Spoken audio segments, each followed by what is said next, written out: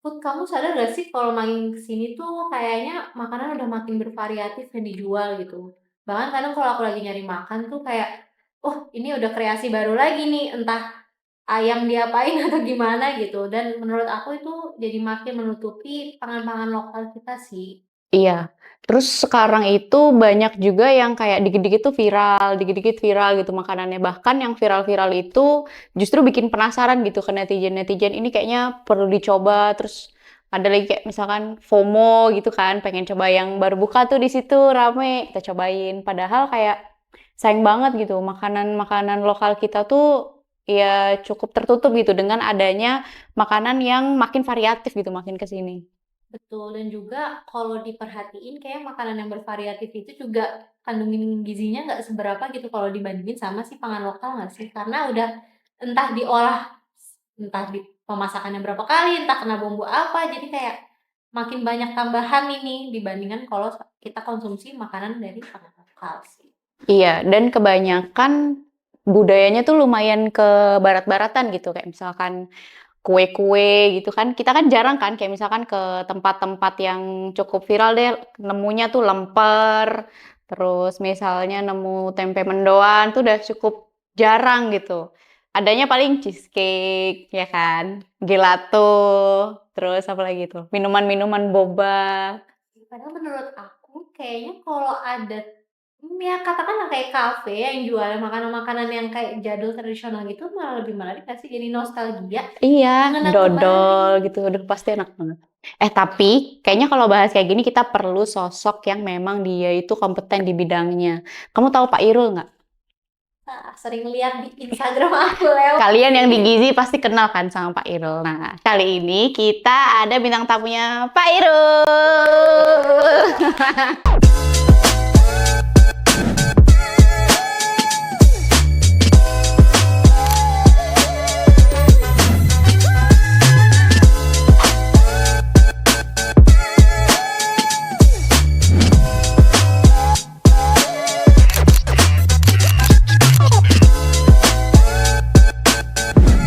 Anak gizi mana yang nggak kenal sama Pak Irul? Berarti kalian belum di gizi guys itu. Belum Kalau gizi belum kenal banget. Pak Irul tuh udah deh skip. Kalian belum kuliah di gizi namanya ya. Oke, Pak boleh dong Pak cerita perjalanan Bapak tentang karirnya akhirnya menekuni di bidang kulineri Ya, nutrisionis. jadi sebelumnya terima kasih atas undangannya ya. Jadi akhirnya gimana kita bisa menekuni culinary nutrition ya. Kebetulan saya kan kuliah lama di Bogor ya. Itu mungkin 8 tahun karena Oh, S1 S2 langsung. Dan sempat exchange di Thailand sebentar untuk lebih ke arah nutrition yang ke arah clinical karena di sana. Nah, tapi setelah itu, sebenarnya sebelum itu tuh kita ada beberapa kegiatan. Jadi, kalau di kuliah sendiri kan kita udah punya ini ya, mata kuliah tertentu yang Mm-mm. kuliner. Tapi sebenarnya itu ya kan, ya udah sih gitu. Nah, di luar itu sebenarnya ada beberapa kegiatan yang kita sering lakukan, terutama untuk biasanya sih ada kayak semacam entah itu lomba atau apa gitu ya. Mm-mm. Yang kita ya sebenarnya lebih ke kepo aja. Nah, akhirnya pada saat di waktu-waktu tertentu itu ada teman-teman kayak gini nih seperti ini terus ngajak, "Ayo ikut masak ini, masak itu," gitu. Akhirnya kita coba. Awal-awal jujur ya itu agak susah. Susahnya itu kan begini ya, wah kita mau bikin apa? Kalau kita mau bikin yang udah ada sih ya bisa aja, tapi kan apa yang jadi something yang baru kan. Nah, pembeda ya. akhirnya pembeda di dalam itu dan terus. Nah, kebetulan saya juga aktif di Perhimpunan Pakar Gizi dan Pangan, Pergizi Pangan Pergizi pangan. Indonesia, yang salah satu kegiatannya itu mengeduket bagaimana mengkonsumsi makanan bergizi yang tidak hanya bergizi ya. Kalau bergizi aja itu kadang-kadang orang bilang bahwa, oh bergizi itu nggak enak. Padahal sebenarnya bergizi itu juga enak. Gitu. Sehingga waktu itu kita ada banyak demo masak di beberapa kota terkait sama bagaimana menciptakan makanan yang bergizi seimbang tapi enak. Hmm. Nah, akhirnya dari sana mulai tuh sampai sekarang ya karena kita udah sering ya akhirnya makin bergelut. Dan kebetulan kami juga banyak terlibat terutama terkait sama ini Kak. Jadi kalau mungkin tahu tempe ya? Tahu Tempe. Tempe tempe. tahu ya. Jadi tempe itu fermented food. Bahasanya orang-orang tuh bilang fermented food dan superfood. Nah, Hmm. kalau kita bilang kan tempe, oh ya udah tempe. Padahal sebenarnya kalau orang punya value yang lain, sudut pandang point of view yang lain tuh melihat value dari tempe itu begitu luar biasa. Nah, kemarin kita mengajukan itu ke UNESCO ceritanya. UNESCO itu kayak lembaga yang mencatat budaya-budaya di negara. Karena tempe itu asli Indonesia. Iya. Dan itu ada catatannya dan secara perkembangan juga masih established kan. Akhirnya kita ajukan. Nah, dari sana akhirnya ada tuh kita lakukan pengembangan budaya makan. Yang tadi seperti disampaikan, jadi Indonesia itu kaya akan bahan pangan. Itu clear. Pangan lokalnya banyak di Jakarta. Yang kedua, kulinernya banyak sekali. Jadi definisi lokal itu kan dua, bahan pangan sama kulinernya. Yang ketiga, ternyata secara budaya itu juga melekat. Jadi orang itu misalkan ya, kita tahu lah misalkan kayak contoh tumpeng. Apakah tumpeng kita makan setiap hari? Enggak sih. Acara-acara Enggak kan? tertentu ya, Nah, hajatan gitu. Kenapa? Karena Padahal sama-sama istimewa makan. gitu ya. Nah, karena Iya. ada nilai budaya yang ada di sana. Dan kalau tumpeng itu nggak bisa nasi sendiri. Iya. Di bawahnya ada Lauk rame. itu kita biasanya harus ngesetnya di angka 7. Jadi harus 7 lauk. Orang Jawa itu bilang 7 itu pitu. Iya. Jadi artinya kalau kita ingin merayakan sesuatu pakai tumpeng itu berharap ada pitu, itu pitulungan, pertolongan dari Yang Maha Kuasa. Itu. Jadi ada mana-mana seperti itu ada filosofinya ternyata ya. Sebuah tumpeng tidak hanyalah sebuah tumpeng gitu. Sama kayak misalnya kita berbicara tentang tempe gitu ya. Tempe itu sampai per hari ini belum ada industri yang tempe. Biasanya di levelnya UMKM. Kenapa seperti itu? Karena itu bagian dari budaya rumah tangga. Jadi suami istri bekerja sama dan sampai akhirnya dijual. Nah, itu pun ada beberapa maknanya. Kalau misalkan kita lihat tempe, kalau di Jawa itu ada namanya tempe bacem. Manis kan? Nah, manis itu nggak cuma sekedar manis. Itu ada istilah namanya happiness, kebahagiaan. Itu. Jadi setiap makanan yang kita konsumsi itu punya budayanya. Dari situlah kita akhirnya ingin mengedukasi masyarakat. Makanya kita membentuk ada namanya YAMI. YAMI itu Yayasan Makanan dan Minuman Indonesia. Nah, visinya ya salah satunya untuk membudayakan budaya makan Indonesia yang sehat ya, karena harus sehat ya, kan cuma makan aja, harus sehat, bergizi, bahagia. Nah, kalau makan harus bahagia ya. Iya. Nama yang terakhir sejahtera, karena kaitannya sama ekonomi. Jadi kalau misalnya kita makan itu nggak hanya tentang sehat saja, tapi juga aspek itu juga masuk. Makanya ketika ada misalkan ya produk tertentu yang tanda kutip dia punya activity untuk sharing, itu bagian dari bahasanya itu membagi kebahagiaan, kesejahteraan dengan yang lainnya. Biasanya kan ada membudayakan masyarakat sekitar untuk masuk. Jadi itu ke sana, dan kita itu ada 3 secara umum kegiatannya. Jadi kita ingin menggali nilai-nilai budaya. Jadi kalau misalnya nih mau ngecek nih, teman-teman mau ngecek, bisa cek di @official.yami. Nah, di situ kita membaca ternyata makanan ini ada di sini. Kenapa warnanya hijau, merah? Ternyata ini gitu kan. Dan yang kedua itu kita ingin jadi pusat bahasanya itu ya? Pusat informasi. Nah, makanya kayak ini tadi namanya berdampak talks ya. Bincang sehat, Pak. Bincang sehat ya. Di bincang sehat di sini nih, kita lihat bincang sehat. Kenapa namanya bincang sehat? Pasti ada latar belakang, ya kan? Yang sehat apanya ini? Apakah yang diperbincangkan atau yang ada di meja ini? Ya, itu semuanya.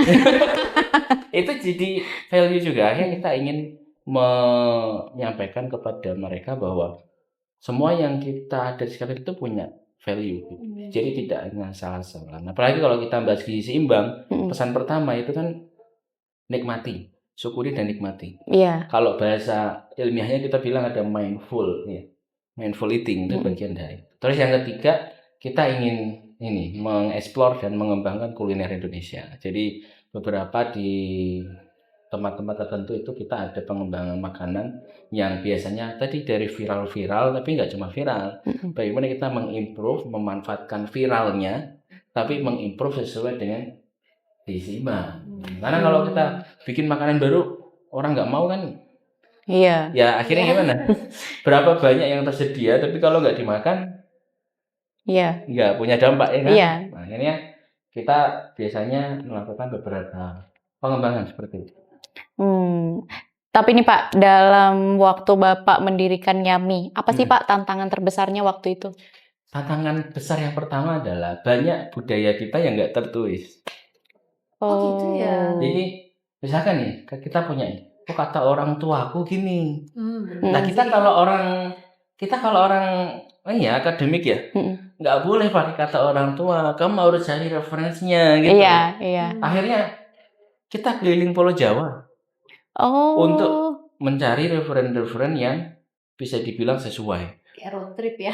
Iya benar. Road trip. Untuk road trip budaya. Jadi mungkin biasanya culture road trip gitu. Nah kalau sekarang di Yummy itu setiap postingan kita wajib ada reference.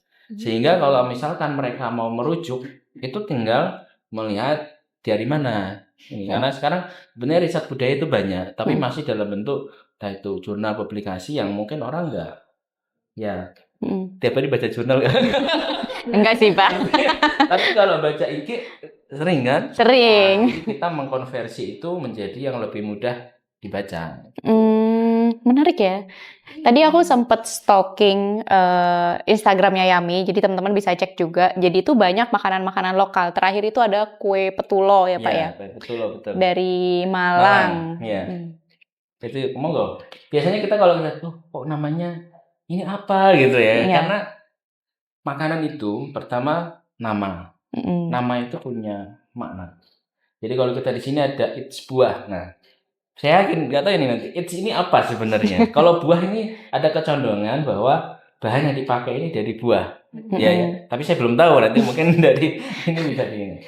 Yang jelas di situ ada makna yang menunjukkan apa yang mau dibuat di makanan tersebut. Nah, yang kedua itu biasanya nanti terkait dari bahannya. Nah, makanya kadang-kadang kalau di sini ada biasanya ada kalau kita bilang sekarang itu klaim gitu ya. Iya. Nah, kalau beberapa makanan kan juga dia punya fungsi tertentu. Nah, disitulah yang bisa diinikan. Jadi, ya makanan itu tidak hanya sekedar makanan. Tapi juga ada Ada meaningnya. meaning di dalamnya. Menarik juga ya. Kayak tadi sebuah tumpeng tidak hanyalah sebuah tumpeng ya. Ternyata ada maknanya. Harus ada 7. Iya.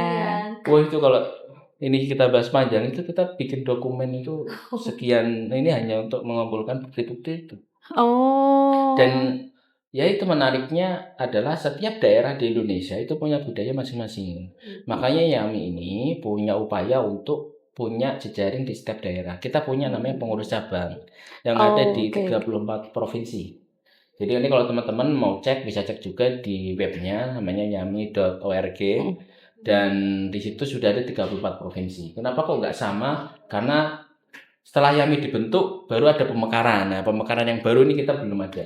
Karena kan kita basisnya mau ada teman-teman di setiap daerah. Iya, oke.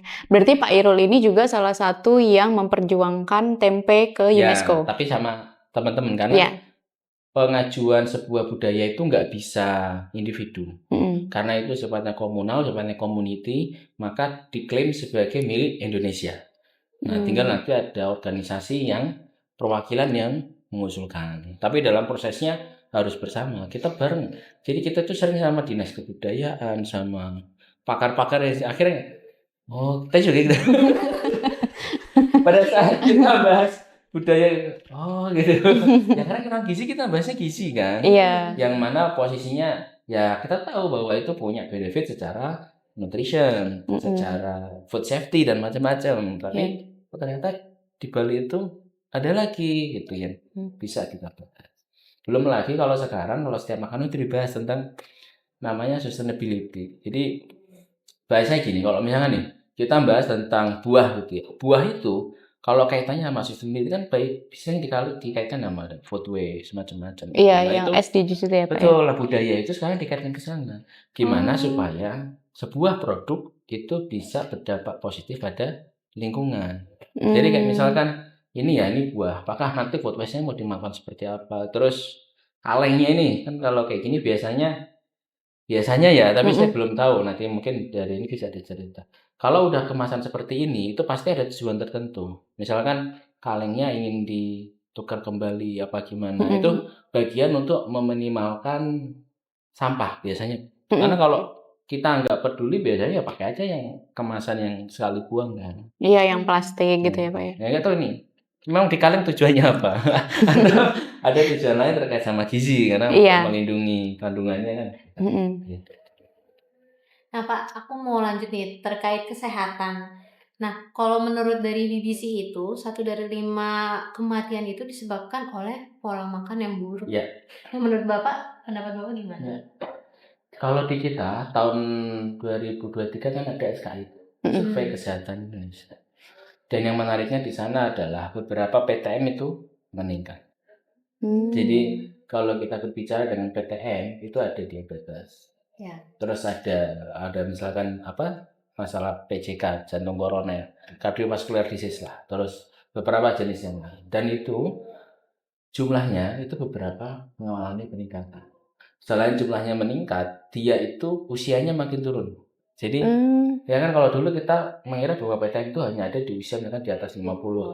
Sekarang di bawah 50 trennya sudah mulai. Nah, kenapa trennya itu bisa? Itu biasanya karena ya itu habit. Karena kalau dari lahir kan basically kita itu punya 2 faktor genetik sama non genetik kan? Iya. Nah, non genetik ini besar sekali. Nah, tadi yang viral-viral itu coba tuh seberapa sering kita konsumsi itu? Yang viral, yang FOMO. Jadi kalau nyoba yang FOMO itu sebenarnya nggak masalah. Asal kita atur. Karena kan misalnya gini, sekali makan kalau di gizi seimbang ya kayak itu kan ada juga 3 kali makan, 2 kali seringan. Tapi jika ada kondisi khusus, maka cek dulu kondisinya. Misalkan nih, kalau orang itu punya kondisi MAH, jangan coba-coba makan makanan pedas level 10. Ya itu kan tahu diri aja. Aneh gitu ya. Nah, tapi kalau mau mencoba, artinya gimana mengantisipasi itu. Jadi ya artinya mungkin dengan pangan yang sama, tapi dengan kepedesannya bisa diatur. Nah, nanti habis itu udah pengaturan di waktu makan lain gitu. Frekuensinya juga ya Pak ya, misalkan seminggu sekali aja. Betul. Seminggu nggak setiap hari juga pulang kantor guys, gitu buat nyobain makanan-makanan viral. Tapi menurut Pak Irul, kira-kira apa sih tantangan untuk memperbaiki pola makan yang ada di masyarakat Indonesia ini?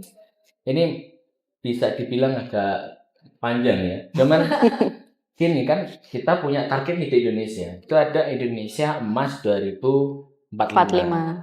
Yang mana secara umum basically untuk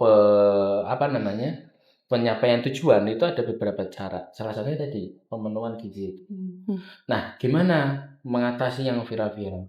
Jadi di saat yang sama kita itu ada shifting, Kak. Shifting itu artinya pergeseran pola.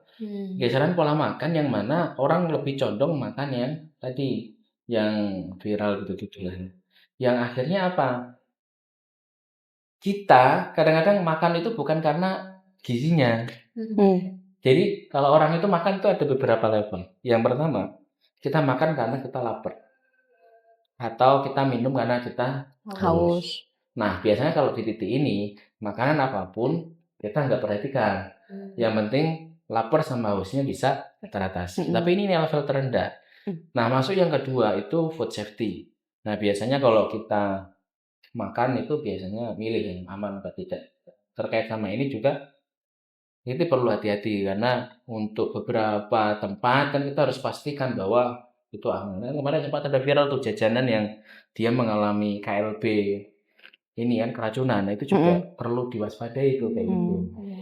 Yang ketiga itu kaitannya sama ini kebersamaan. Jadi kalau makan di gizi seimbang itu dianjurkan makan bersama. Jangan sering makan sendiri. Yang kalau misalkan belum punya ya nyari temen gitu. Jadi itu bisa meningkatkan happiness kita, kenyamanan saat makan. Itu lebih meaningful gitu pada saat bersamaan atau gimana sih Pak? Maknanya untuk bersama itu? Makna bersama itu gini. Jadi pada saat kita makan, kan kalau kita bersama itu makan itu bisa sambil bertemu dengan yang lain, bisa berdiskusi. Tapi jangan nonton HP ya, nonton HP ya sama aja. Jadi makannya bareng-bareng itu lebih kita bisa kalau di keluarga itu misalkan ya ada orang tua sama anak. Orang tua bisa ngajarin bisa sekaligus ngajarin anaknya.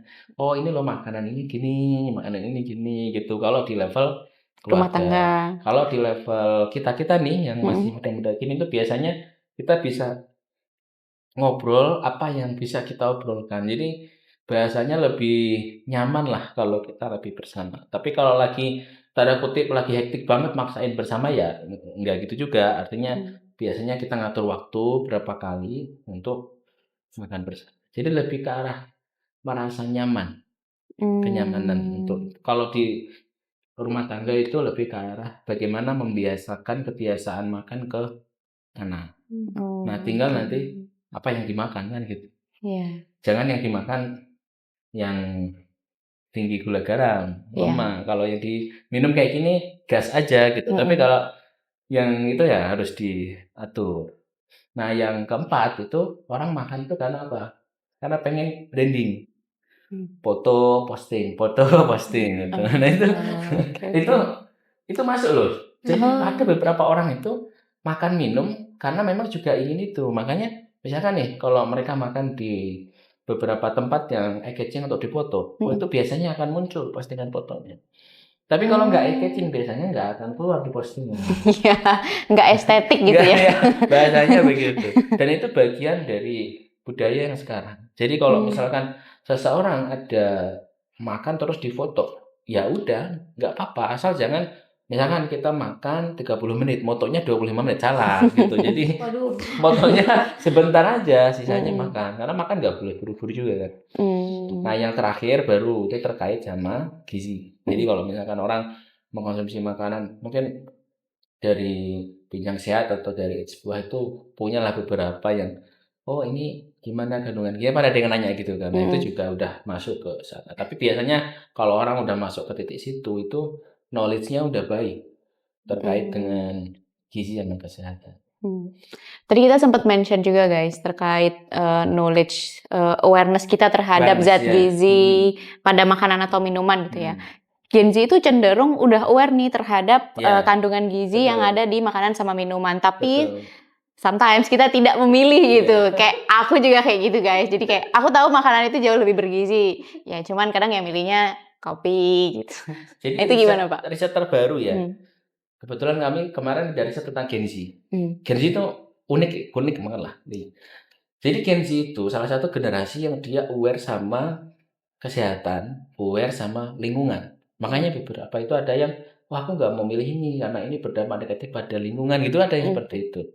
Tapi sebagian juga tidak, karena paparan digitalnya terlalu tinggi. Kan kita buka YouTube mau makan ini, buka dulu si A enak apa enggak reviewnya gitu. Sehingga ada istilah muncul tuh namanya social media diet. Jadi yang dimakan itu dari sosial media, bukan dari ini. Artinya kalau misalkan ini kita mau mempromosikan ini, ya sosial media dipenuhi sama makanan yang bergizi. Nanti biasanya dia akan terpapar dan dia akan lebih mudah. Nah, sehingga Gen Z itu secara pandangan itu positif, bagus. Tapi secara yang dilakukan, nah kadang-kadang nggak selalu sepenuhnya gitu. Yang diikuti malah yang viral-viral kan. Dan yang menarik gini ya, kemarin saya sempat ngobrol sama orang, dia jual salah satu jenis produk mie tapi pedas gitu kan. Saya nanya, Bu emang ada yang mau beli? Ini kan pedas banget. Banyak. Malah yang pedas banget ini yang laris. Nah gitu. Loh, oh iya, saya pikir kan nggak ada ya. Karena pedes banget gitu. Artinya pedes ini jadi salah satu tren anak-anak Gen Z sekarang tuh. Daya tarik ya. Iya, nggak tahu alasannya apa. Dan yang menarik lagi, ya nih Pak, yang beli banyak kan perempuan.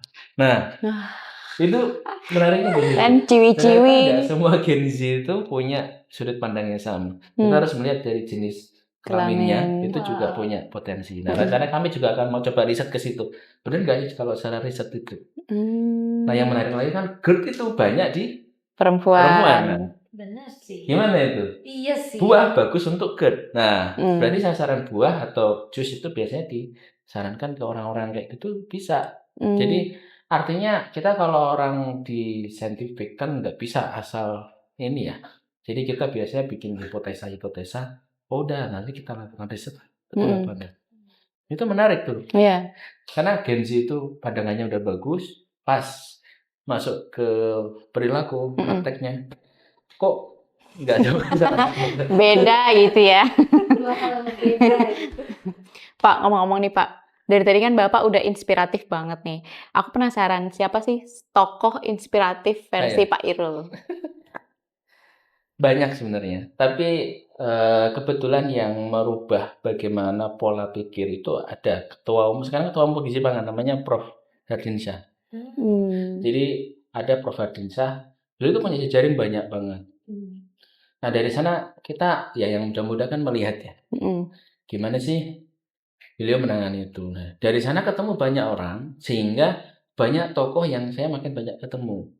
Nah akhirnya belajar lagi tuh masing-masing bagaimana mereka mengencourage beberapa yang menjadi keseharian dan menjadi profesional. Nah dari sana belajar, tapi kalau cuma melihat aja kan nggak cukup. Jadi kita nyoba terus, oh ternyata pusing juga gitu. Tapi bertahan akhirnya ya sampai sekarang alhamdulillah. Jadi kalau kata mereka termasuk teman-teman saya. Jadi kami itu punya dulu itu ada namanya satu ini ya sekretariat bergizi. Sekarang semua jadi dosen ya. Mungkin kalau kenal beberapa teman tokoh sekarang jadi influencer juga beberapa ada Pak Muri Kuswari namanya, ada Pak Najib, ada Pak Teguh dan lain-lain. Itu satu. Udah, kamu lakukan aja apa yang kamu bisa. Jadi pokoknya udah aja bergerak.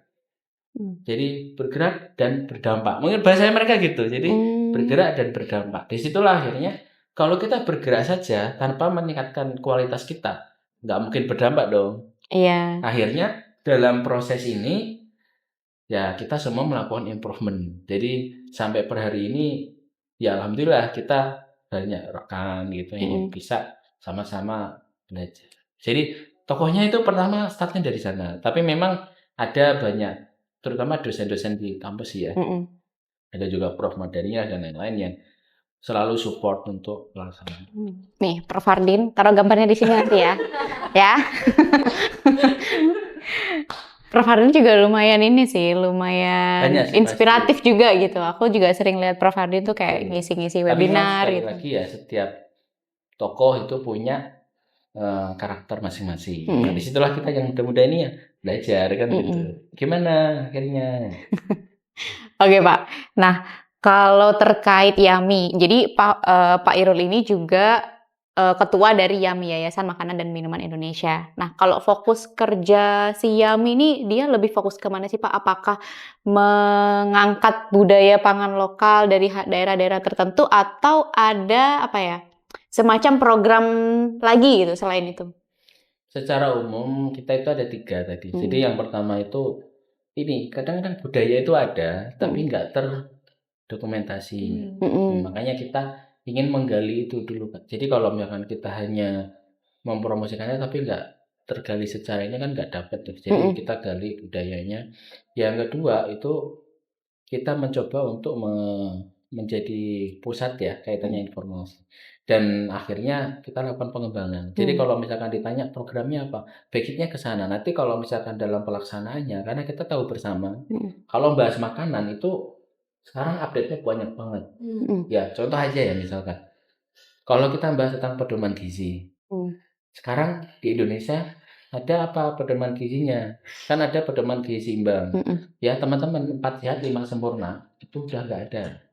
Iya, udah nggak ada loh 4 sehat 5 sempurna, udah skip. Sudah disempurnakan menjadi pedoman gizi seimbang. Ternyata kalau di luar pedoman gizi seimbang itu kan banyak banget dan ada namanya planetary health diet, sustainability diet dan seterusnya yang akhirnya kita juga nanti diarahkan ke sana. Jadi budaya itu bukan cuma diangkat atau dipromosikan tapi disesuaikan dengan apa yang menjadi kebutuhan sekarang. Karena Indonesia itu luar biasa. Tinggal gimana kita membawanya. Iya, tadi bener banget sih Pak. Misalkan nih, kayak kita di daerah tertentu, cuma kita tuh nemu makanan itu tuh di daerah penghasilnya gitu. Kayak misalkan di Jakarta, aku suka dulu di Probolinggo itu ada namanya nasi jagung guys. Nanti tolong gambaran nasi jagung. Tapi nasi jagung yang nasi jagung kan? Iya. Yang jagung kering digiling kan? Iya. Iya kan? Yang dimakan sama kuah ikan teri gitu-gitu. Iya bener, urap, ada urapnya kayak gitu. Nah itu tuh aku cuma bisa makan tuh di daerahku aja, daerah Jawa Timur lah. Ya. Kalau di sini tuh susah banget Susah nemu kayak banget. itu. Kalau nggak bikin sendiri tuh Ya. nggak ada gitu. Nah, Tadi baru denger. itu tuh melekat gitu sama daerahnya. Kalau di Jakarta paling melekat apa ya? Nah, kami pernah diskusi gitu kan. Jadi saya setuju tadi. Hmm. Makanya kalau kami nih, nih kadang-kadang kita itu kan punya standar ya. Kalau kita udah tahu nih, oh nasi jagung yang enak itu A gitu. Mm-mm. Terus kita beli di sini, kok jadinya A minus gitu. Kayaknya ada yang kurang gitu. Iya. Nah akhirnya kita bisa masak sendiri. Hmm. Kami di rumah sering banget masak makanan kita yang tujuannya untuk melepas kangen. Nah karena di dalam makanan itu ada budaya, oh pas makan inget, oh pada waktu itu sama orang tua di sini gitu. Iya. Itu Iya. yang jadi Ada momennya betul, gitu ada ya Pak ya. momen yang menempel di sana. Mm-mm. Nah kalau dengan nasi jagung di mana? Kemarin kami ada praktikum bikin nasi jagung. Oh. Tapi kebetulan nyarinya di mana? Susah.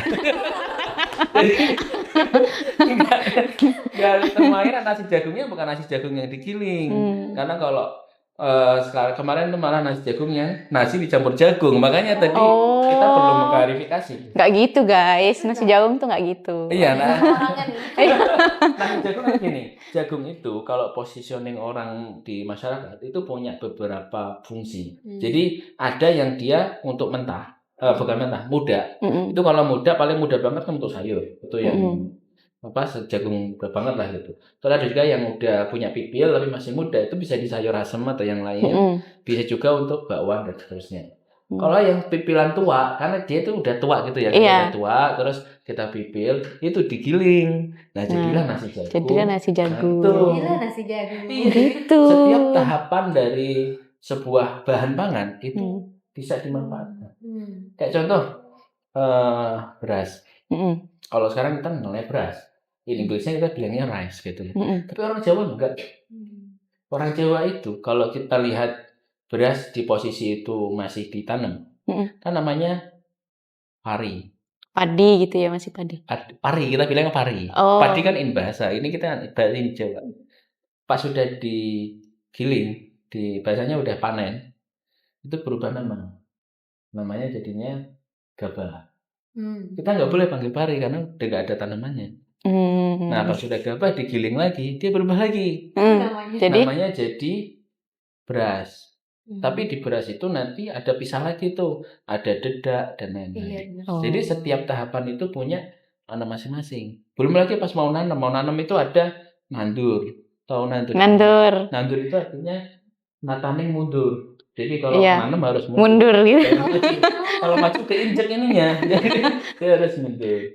Nah yang ditanam itu ada namanya tanaman kecil-kecil, jadi ditanam tuh bukan dari biji kan, posisinya udah itu juga namanya ada nama tersendiri.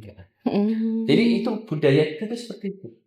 Nah kalau buah itu juga menarik karena setiap daerah punya buah masing-masing. Iya.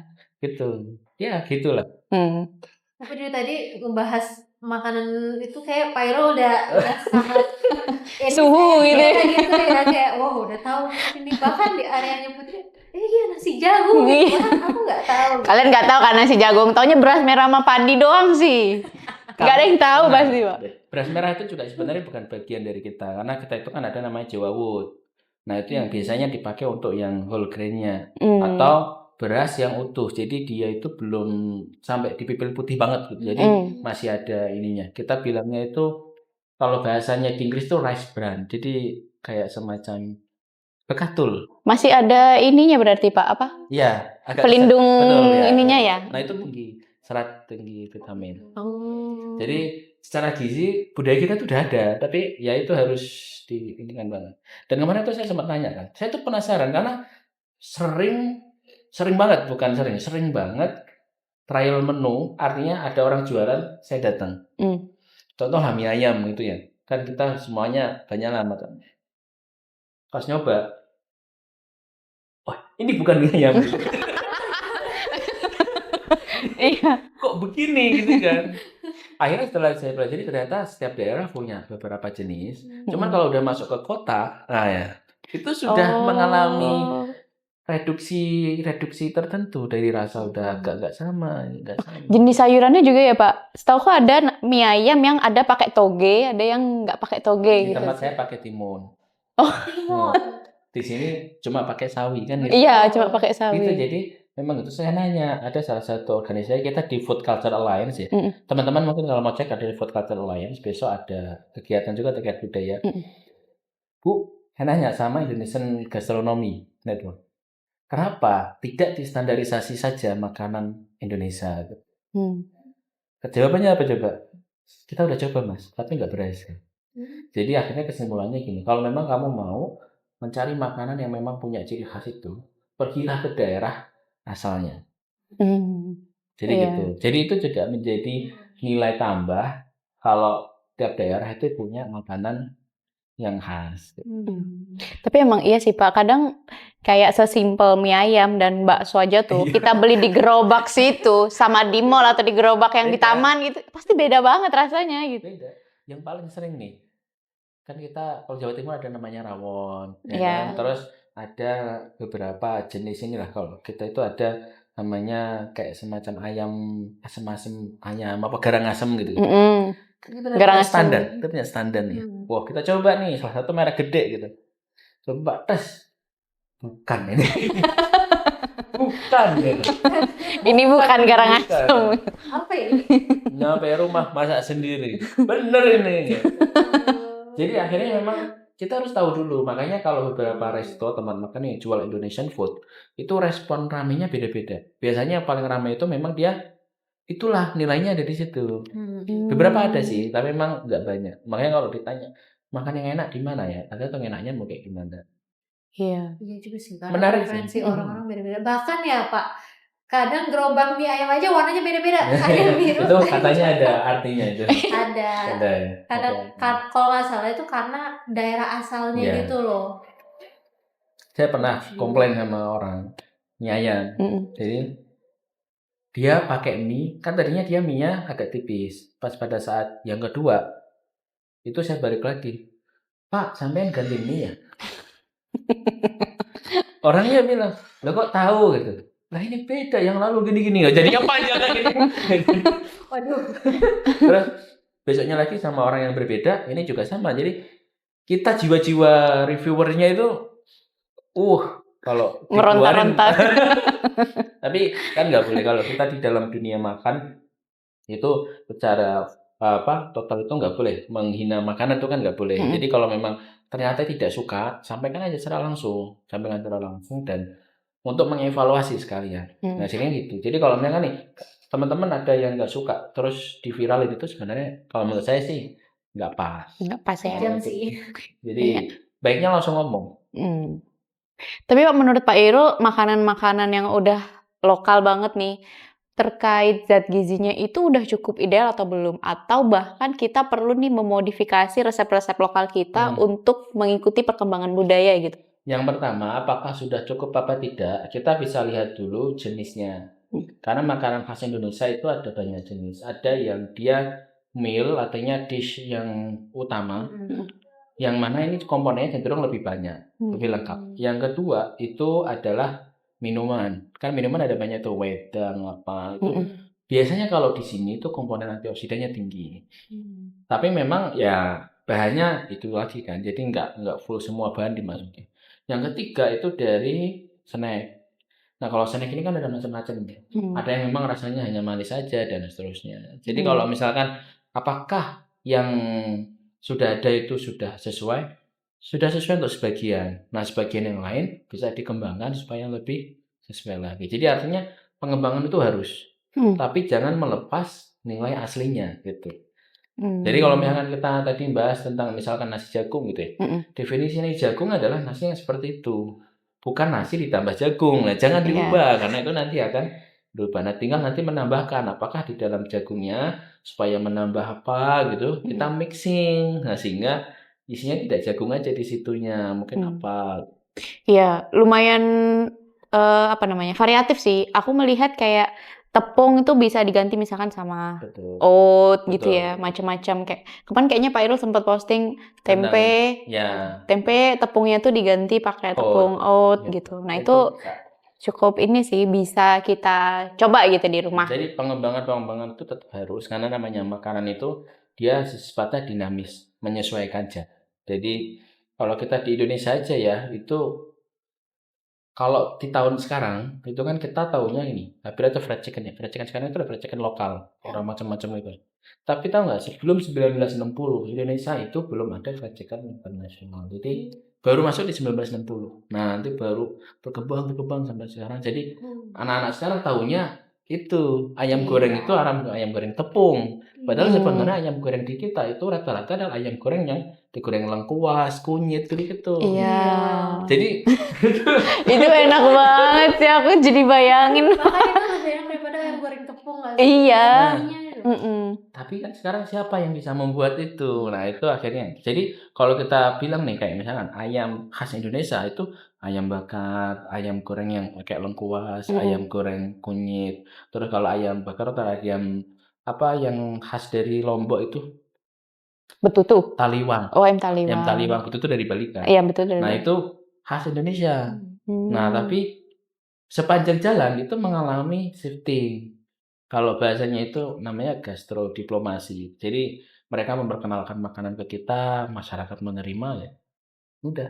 Nah, kita nggak tahu nanti ada makanan apa.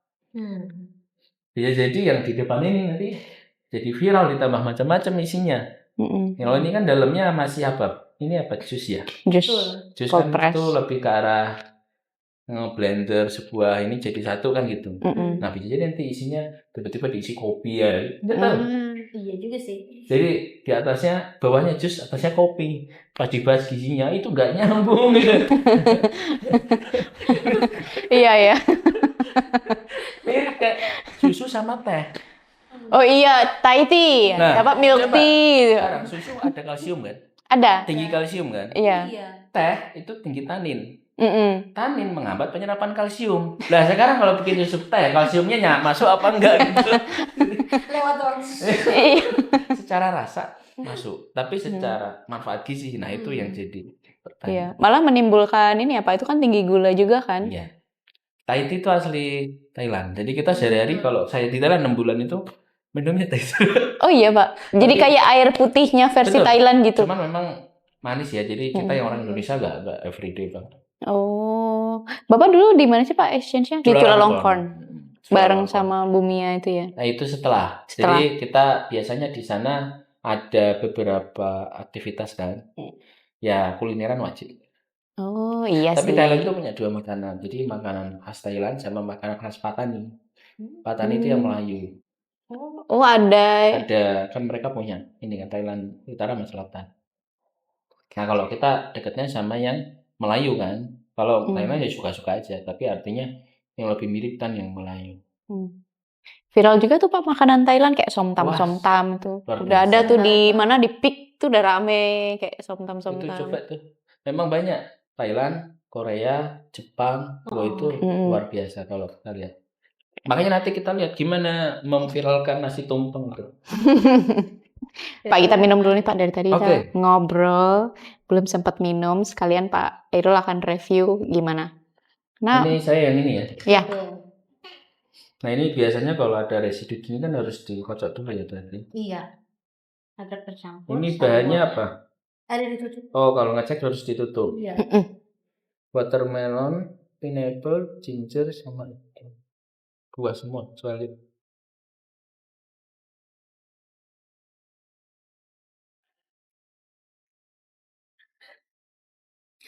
Second time. Make sure biasanya. ya. Saya Penentuan. mau nanya dulu, ini ada gula tambahannya nggak? Nggak. Nggak ada sama sekali. Berarti rasa manis yang muncul itu memang asli dari Buahnya. tiga buah ini ya, dari Iya. nanas, Nanas, Semangka. semangka sama apel. Apelnya apel mana lagi? Apel Oh, Malang. pakai apel mana lagi? Kemarin kami bikin ini bubuk brotowali mana lagi. Kalau mana lagi itu dicampur buah itu kan manis. Kalau dicampur kayak gini jahe macam-macam. Tapi campur brotowali nggak ngatasin. Rasanya gimana, Pak? Pahit banget. Seru banget. Sebelumnya kami bikin ini jahe kayu manis untuk PMS. Makanya kalau misalkan ini secara rasa Menurut saya ya kalau daily rate 90 ya. Kalau Iya. bisa dibilang Berapa? 11 boleh. Saya Wede. nggak tahu harganya ya. Jadi nanti teman-teman bisa dicek. Secara rasa, gini kalau saya pribadi, jus itu paling agak mengganggu kalau ada gula tambahan. Iya. Jadi biasanya kalau ada gula tambahan apalagi terlalu banyak, itu dia akan nyangkut di sini dan posisinya nggak nyaman.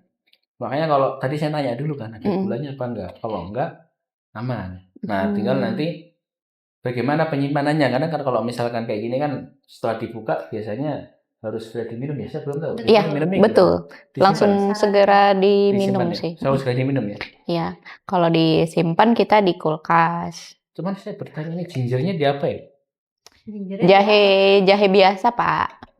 Langsung Kan jahe kan dicampur. ada jahe emprit, Iya, jahe betul. apa tuh? Banyak kan macam-macam. Jahe Ini jahe merah. yang biasa ya? Yang biasa. Soalnya rasa jahenya ada, tapi nggak terlalu mengganggu. Kalau pakai jahe merah, wah mantep itu. Panas ya. Pedes ya. Pedes panas. Jadi kadang-kadang kita pernah kan ya mohon maaf ya, saya tuh sering juga beli apa namanya itu kalau di wedang uwu, terus wedang jahe, jahe merah harus dikasih susu biasanya kan. Kalau Iya. jahe merah aja rasanya itu luar biasa kan. Terus kalau sisanya itu ada beberapa minuman yang lain. Nah ini jahe dua ini kalau ketemu, kok yang ini teng gitu kan, karena panasnya itu. Tapi biasanya emang bagus kalau kita lagi sakit ya. Satu lagi nyaman diminum. Nah kalau ini masuk yang nyaman. Jahenya ada. Jadi kalau kita jajarin nih ya, kalau kita yang sering makan gitu kan, minum nih gitu, ada 4 nih. Jahenya itu masuk di salah satu. Jadi oh kerasa jahe. Gitu guys. Nge-review itu kayak gitu, ngerti nggak sih? Bukan yang kayak jahenya kerasa jahe banget. Apaan review kayak gitu? Review itu kayak gini. Ini ngeri banget sampai ini jahenya tipe apa? Iya. Paletnya Karena beda. Karena kebetulan memang harus nyobain ya. Karena kalau enggak kita jadi nggak terlalu apa ya, nggak terlalu punya ini rasanya kayak gini-gini tuh enggak. Makanya sekarang kita harus nyoba sih sebenarnya. Saya pernah nyoba di salah satu teman makan kan, saya nanya, ada namanya tahu gejrot tahu ya? Saya penggemar berat tahu gejrot. Jadi mohon maaf semua makanan jadi penggemar berat ya.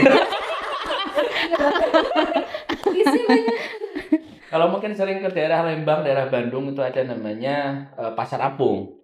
Ya kan di Pasar Apung, di situ biasanya kita kalau beli makan, beli jajan kita nuker jadi koin kan. Bisa buat naik kapal, bisa buat jajan tuh. Nah, di pojokan itu ada tukang tahu gejrot. Wah, pokoknya uang saya habis buat beli itu. Dan itu benar, itu beneran tahu gejrot. Itu tahu gejrot itu tahu Sumedang yang kosong tengahnya diisi sama semacam kuah yang ya isinya cenderung asam manis gitu kan, ada asam jawa dan lain-lain. Dan rata-rata di apa namanya tukang gerobakan itu rasanya mirip. Suatu waktu saya nyoba di salah satu resto, bilang tahu gejrot ya, sama ekspektasi mah itu kan. Dateng, saya icip. Jadi kalau kita ngicip itu nggak langsung dimakan, ngicip satu-satu, tahunya dicip, kuahnya dicip, kuahnya dicip. Kok beda gitu ya? Apa ya? Saya merenung gitu. Apa gitu ya? Saya tanya sama teman saya kan, kebetulan bareng sama teman. Mas coba tolong coba. Ini kuah apa ya? Ini mah cuko. Cuko empek-empek. Orang pakai cuko empek-empek. Oh. Ini terus tahunya itu tahu yang dalamnya putih isi. Oh, tahu yang buat jadi lauk itu ya. Jadinya Mas, tolong disampaikan sama yang masak ini bukan tahu gejrot saya gitu. Aduh, gemes. Pernah lagi ada acara lagi, ini masih bahas tahu gejrot ya. Satu lagi ada tuh, saya nanya sama mbak-mbak di hotel kebetulan. Mbak ini apa? Tahu gejrot. Oh iya, saya ambil. Gitu. Sama persis, tahunya sama. Pas saya coba, kuahnya ini bukan kuah, karena kalau itu kan kuah kan. Nah, kalau ini itu kayak semacam kalau kita bilang itu ada apa asam ditambah sama gula kayak gula Jawa gitu, tambah sama maizena di mix. Oh, kayak cocolan gitu ya Pak berarti? Mbak ini bukan gejrot. Saya pulang tuh mikir.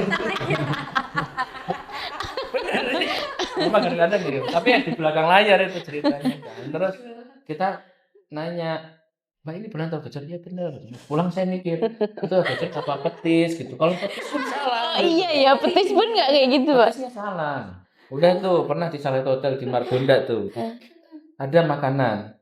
Saya belum pernah lihat. Terus saya nanya, Mbak ini apa? Gitu. Sama yang jaga ya? Saya tidak tahu Pak gitu. Gimana kalau yang masak aja? Terus saya googling. Kan biasanya kita kalau makanan bisa googling ini kan. Terus foto keluar. Oh ini, udahlah. Dia menjelaskan nih. Pas saya googling kok nggak sama, karena yang disajikan ada kuah, yang aslinya enggak. Saya fotokan, saya posting. Wah bener nih.